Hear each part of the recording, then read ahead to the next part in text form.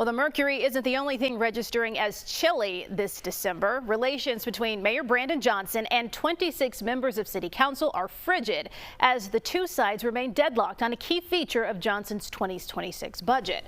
Political reporter Chris Ty is here with the latest on a proposed tax that Johnson says is fair and alders say is a job killer. And the thing we're talking about, Erica, is the much ballyhooed employee head tax, initially pitched as $21 per month per employee on businesses with more than 100 employees. But late today, we've learned the mayor is floating an alternative version to that that taxes fewer companies, those with 500 employees. The tax, though, would jump to $33 per month per employee. It is the hot potato in a frigid budget season over at City Hall.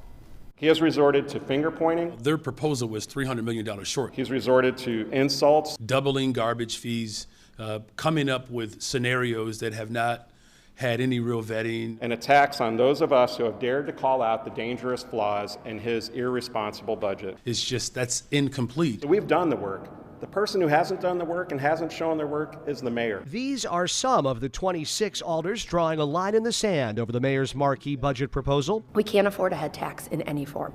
This is a hard stop.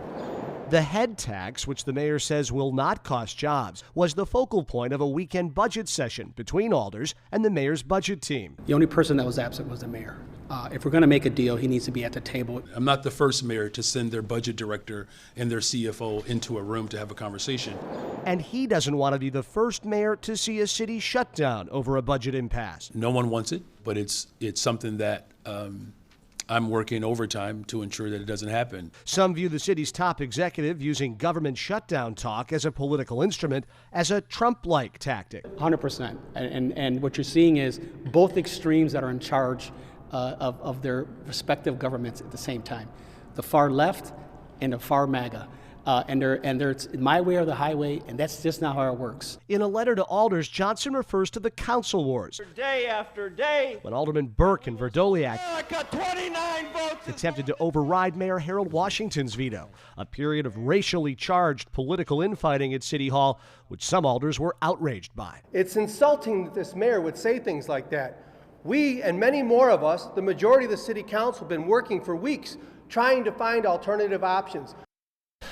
So back to the head tax for a second. The mayor points out the city had a head tax until 2014. Its presence, he says, didn't hurt jobs.